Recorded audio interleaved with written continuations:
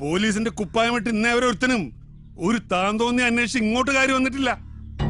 നീ ഒരുത്തൻ കാരണം അങ്ങനെ വല്ലതും നടന്നാ പിന്നെ വച്ചേക്കത്തില്ല തോമച്ചൻ. വാ പൊളിച്ച് നിക്കാതെ ഇറങ്ങണ പുറത്ത്. ഇറങ്ങുവാന്നേ.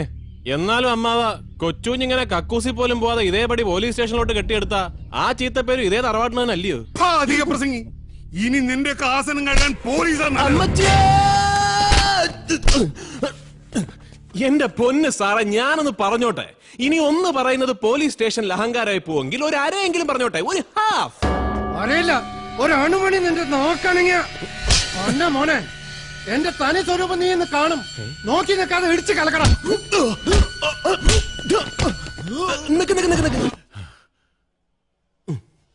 എന്റെ പൊന്ന് ഗണേശൻ സാറേ, ഓരോന്നിനോരോ മര്യാദയുണ്ട്. സാറിനെ ഞാൻ ഇന്നലെ ചവിട്ടിക്കൂട്ടിയതാണ് വിഷയമെങ്കിൽ അതിന് സാർ എന്നെ ചവിട്ടിക്കൂട്ടണം. അതാണ് അതിന്റെ ശരി. അതിനൊക്കെ അപ്പുറത്തേക്ക് സാർ ഒരു മഹാസത്യം മനസ്സിലാക്കണം. സാർ ഇപ്പോൾ കൈവയ്ക്കാൻ പോകുന്നത് ആരുടെ ശരീരത്തിലാണെന്നുള്ള സത്യം. സാറൊക്കെ കണ്ട പാതി കാണാത്ത പാതി ചടപടാന്ന് സല്യൂട്ട് ചെയ്യുന്ന പാലക്കാട് SP നായിന്റെ മോനെ, നിന്റെ ഈ പുന്നാര ചേട്ടന്മാര് പല ആവർത്തി എന്നെ വിളിച്ചു പറഞ്ഞു നിന്നെ ഒന്ന് ഇടിച്ചു കലക്കി പരുവപ്പെടുത്തിയെടുക്കാൻ. അതാ ആ സാറുമാരുടെ ഓർഡർ. തറവാടിന്റെ പേരും പറഞ്ഞ് തറയായിട്ട് അങ്ങോട്ട് വാഴാമെന്ന് കരുതിയോടാ പുല്ലേ. ഉത്തരവ് മോളിനാ ചവിട്ടി കൂട്ടാ ഈ പന്നീനെ.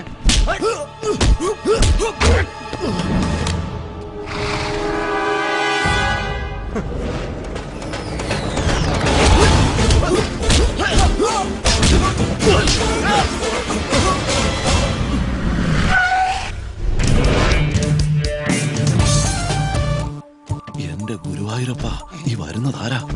സുപ്രീം കോർട്ടിലെ അഡ്വക്കേറ്റ് ആനന്ദ് ശർമ്മയാ. താൻ പത്രം ഒന്നും വായിക്കാം. ഏതായാലും സല്യൂട്ട് ചെയ്യല്ലേ. Good morning mister Ganesh. I am advocate Anand Sharma. Please release them.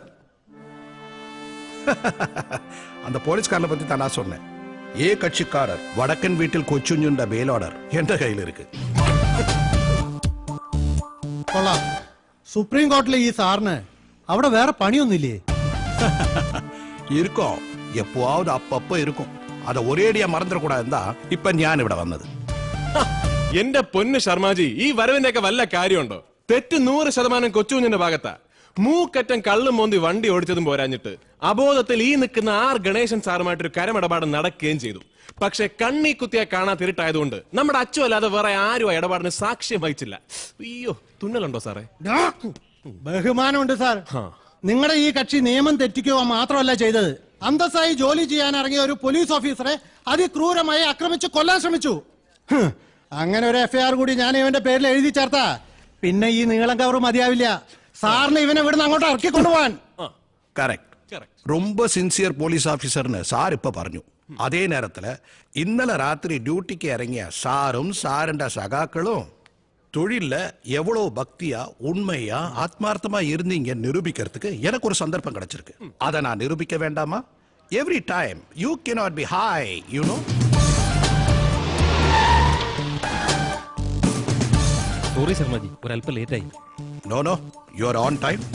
Doctor, எனக்கு இவரையும் இவர் கூட இருக்கிற எல்லாருடைய பிளட்டும் டெஸ்ட் பண்ணி இவங்க உடம்புல எவ்வளவு ஆல்கஹால் இருக்குன்னு தெரியணும். മനസ്സിലായില്ല. ഇന്നലെ തണ്ണി പോട്ടിട്ട് വണ്ടി ഓട്ടിയ എന്റെ കക്ഷിക്കാരനെ നീങ്ക പിടിക്കുമ്പോൾ நீங்க எல்லாரும் எத்தனை மாத்திரம் தண்ணி போட்டதுங்கிறத ஞான் அறியணும். அதுக்கப்புறம் எந்த மாதிரி FIR எழுதணுங்கிறத ஞான் പറയും. ഡോക്ടർ കുത്തുങ്ങ. ഇന്നലെ ചെക്കിങ്ങിന് ഇറങ്ങിയപ്പോ മാഹിന്ന് ദർശനം കഴിഞ്ഞു വരുന്ന ഒരു കൂട്ടം ചെറുപ്പക്കാർ ഉദിച്ച വക കിട്ടിയ പുള്ള് പോട്ട് കാലിയാക്കുമ്പോ ഞാൻ പറഞ്ഞതാ വേണ്ട വേണ്ടെന്ന്. അതിൽ ഞാനും കഴിച്ചു പോയി 4 എണ്ണം. സാർ എത്ര കഴിച്ചത് എനിക്ക് അറിഞ്ഞൂടാ. അത് സാറിനോട് എന്നെ ചോദിച്ചാ മതി. തൊഴിലിൽ ഇவ்வளவு போதையா இருக்கிற உங்களுக்கு இப்ப தெரியணுமே FIR எப்படி எழுதணும்னு. അല്ല, അത് പിന്നെ நமக்கு வேற வேலை ஒண்ணு இல்ல பாருங்க. அதனாலதான் இந்த பெரிய கவரோட இந்த சின்ன ஆளை கூட்டிட்டு போலான்னு வந்தேன். வரட்டுமா?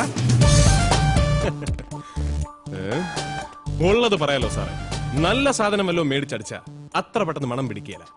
എന്നാൽ ഇന്നലെ സാറ് മുഖാമുഖം വന്ന് ഊതിക്കോ എന്ന് പറഞ്ഞപ്പോഴേ ഓസിനടിച്ച ആ കൂതറ സാധനത്തിന്റെ മണം എനിക്ക് കിട്ടി. മോനൊന്നും അതേ ജംഗ്ഷനിലാണോ ഡ്യൂട്ടി? അയ്യോ കരയില്ലടാ. അപ്പൊ എല്ലാം പറഞ്ഞ പോലെ ഈ ആനന്ദ് ശർമ്മയ്ക്ക് എന്താ വേറെ പണിയൊന്നുമില്ലേ? സുപ്രീം കോർട്ടിൽ നിന്ന് ഇവിടെ വരെ വന്ന് ഇവനെ പോലുള്ളൊരുത്തിന് വക്കാലത്ത് പറയാൻ? ഇതൊന്നുമല്ല, അങ്ങേരെ പോലെ വേഷം കെട്ടി ഇറങ്ങി പുറപ്പെട്ട വല്ല നാടകന്മാരായിരിക്കും. വിഡിത്തം പറയാത്തറ. ആ വന്നു പോയത് ആനന്ദ് ശർമ്മ തന്നെയാ. സ്റ്റേഷനിൽ നിന്ന് ആ മഫൻ ഗണേശ് എന്നെ വിളിച്ച് പറഞ്ഞതാ. ഇന്നത്തോടെ അവന്റെ ശല്യം അങ്ങ് തീരുമെന്ന് വിചാരിച്ചാ, അതിനു പകരം അവനങ്ങ് ഷൈൻ ചെയ്തു. പണ്ടാറടങ്ങാനായിട്ട് വല്യപ്പന്റെ ഒസ്യത്ത് പ്രകാരം പ്രമാണത്തിലോട്ട് അവൻ ഒപ്പ് വെച്ചാലേ വീതമൊപ്പ് നടക്കത്തുള്ളൂ. ഇതിപ്പോ പന്നിങ്ങനെ വിലം കടിച്ചു നിന്ന പ്രൈവറ്റ് ഹാർബർ ഒലത്തി കൊടുക്കാൻ ഞങ്ങളുമുണ്ട് എന്നും പറഞ്ഞ് 300 കോടിക്ക് കരാർ ഒപ്പിട്ടതും 30 കോടി അഡ്വാൻസ് കൊടുത്തതും എല്ലാം ചേർത്ത് ആ ബോംബെ പാർട്ടി നമ്മുടെ ഒസ്യത്ത് എഴുതും. അടുത്ത ആഴ്ച അവന്മാരുടെ ലാസ്റ്റ് മീറ്റിംഗ്, അത് മറക്കണ്ട. രണ്ടാമത്തെ പേയ്മെന്റ് അണ്ണാക്കിൽ ഉടക്കി. ഇനി മൂന്നാമത്തേത് മൂട്ടുടക്കുന്നതിന് മുമ്പ് എന്നെ വെച്ച് തീരുമാനിച്ചേക്കണം. തന്തമാര് ഇതിന് ഇടയ്ക്ക് നിൽക്കുന്നുണ്ട ഈ മര്യാദ. അതല്ലേൽ ഭാഗം വെപ്പും ശവമടക്കുമെല്ലാം ഒരുമിച്ച് നടന്നേനെ. ആ ജോക്കൂട്ടനെത്തി. കരിമീൻ പൊള്ളിച്ചതും റെഡി. നീ എന്ന് വാതിലോർക്ക്.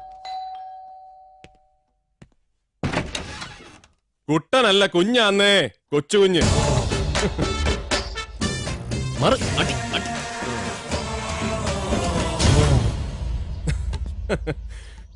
എന്റെ മാതാവേ, ഇത് കൊള്ളാലോ. വടക്കൻ വീട്ടിൽ തറവാട്ടിലെ ഭാവി പോളിറ്റ് ബ്യൂറോ മെമ്പേഴ്സ് എല്ലാരും കൂടെ ഇങ്ങനൊരു വട്ടമേശ സമ്മേളനം നടത്തുന്ന ഞാൻ ആദ്യമായിട്ട് കാണുക. കൊച്ചുഞ്ഞിനൊരു കസേരയും വീശാൻ 2 പെഗും ഉണ്ടെങ്കിൽ ഒന്ന് കൂടിത്തരാം എന്ന് വിചാരിച്ച് ഇങ്ങോട്ട് ഇറങ്ങിയതാ.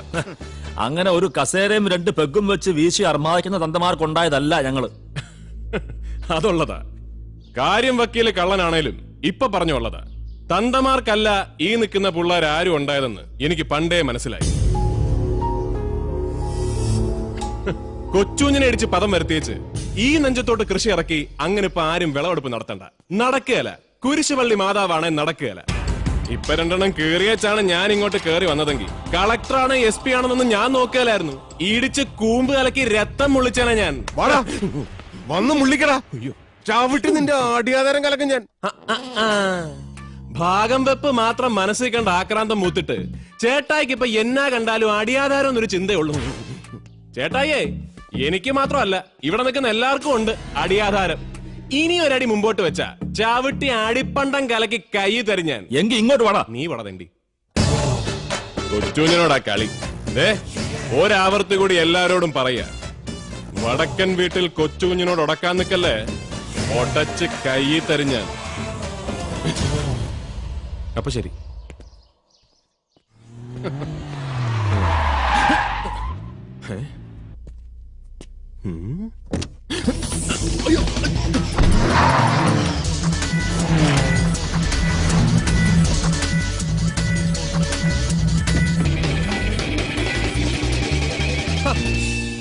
നീയായിരുന്നു.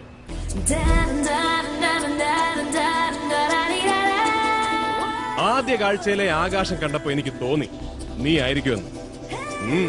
എന്നതാ മുഖത്തെ മേഘപാളികൾക്ക് ഒരുതരം മൂടൽ. വിശദീകരണം കിട്ടാൻ നിന്റെ ISROയിലെ ഏതെങ്കിലും നായരെ ഞാൻ വിളിച്ച് ചോദിക്കണം. 11 മണി കഴിഞ്ഞിട്ടും ഒരെണ്ണം പോലും അടിക്കാത്ത നീയൊക്കെ എവിടത്തെ കള്ളൂടിയനാടാ. കൊള്ളാം. നല്ല കാമുകി. എന്നും ഇങ്ങനെ തന്നെ വേണം. അതിരിക്കട്ടെ, ഇപ്പോഴത്തെ ഈ വരവിന്റെ ഉദ്ദേശം എന്താണാവോ? അതൊക്കെ ഉണ്ടടാ മോനെ. ഇനി മുതൽ ഈ Helen Varghese doctor Helen Varghese. മനസ്സിലായോ? അതിനിടയ്ക്ക് നീ ഡോക്ടറോ ആയോ? അതേതായാലും നന്നായി. വല്ലപ്പോഴൊക്കെ എനിക്ക് എന്റെ ലിവർ ഒന്ന് ചെക്ക് ചെയ്യാലോ. ആ ഡോക്ടർ അല്ല മോനെ ഈ ഡോക്ടർ. ഇത് നിന്റെ ആമാശയം ചെക്ക് ചെയ്യുന്ന ഡോക്ടർ അല്ല, ആകാശം പരിശോധിക്കുന്ന ഡോക്ടറാ. ഡോക്ടറേറ്റ്, PhD, ISROയിലെ ജൂനിയർ സയന്റിസ്റ്റുകളിൽ ആദ്യം ഡോക്ടറേറ്റ് കിട്ടിയ ആളാ ഞാൻ. ആ ക്രെഡിറ്റ് കിട്ടിയ വകയില് ഒന്ന് കറങ്ങാന്ന് വിചാരിച്ചു. അത് സംശയിക്കണ്ട, ചെലവൊക്കെ എന്റെ വകയാ. നിന്റെ കയ്യിൽ ഒന്നും ഉണ്ടാവത്തില്ലല്ലോ. അതല്ല, അവിടെ നിന്റെ ഡാഡിയും മമ്മിയും ഒക്കെ ലാൻഡ് ചെയ്തിട്ടുണ്ട് നിന്റെ ഒരു ഇൻട്രൊഡക്ഷൻ പഞ്ചിന് വേണ്ടി. കാലങ്ങൾക്ക് ശേഷം പൊന്നാരമോള് വടക്കൻ വീട്ടിൽ തറവാട്ടിലേക്ക് തിരിച്ചെത്തുന്നതല്ലേ. നമ്മളായിട്ട് എന്തിനാ പഞ്ചില്ലാതാക്കുന്നത്? അതുകൊണ്ട് നീ ആദ്യം അങ്ങോട്ട് ചെല്ല്, എന്നിട്ടാവല്ലോ കറക്കം. അതോർത്ത് എന്റെ മോൻ ടെൻഷൻ അടിക്കണ്ട. ഈ വണ്ടി ഇതുപോലെ അങ്ങ് വെച്ച് പിടിച്ച എവിടം വരെ എത്തും അത് പറ. ഈ ഗിയറിലാണെങ്കിൽ മിനിമം ഒരു പാണ്ടിലോറിക്ക് അടിയിൽ വരെ എത്തും. പാണ്ടിലോറിയെങ്കിൽ പാണ്ടിലോറി.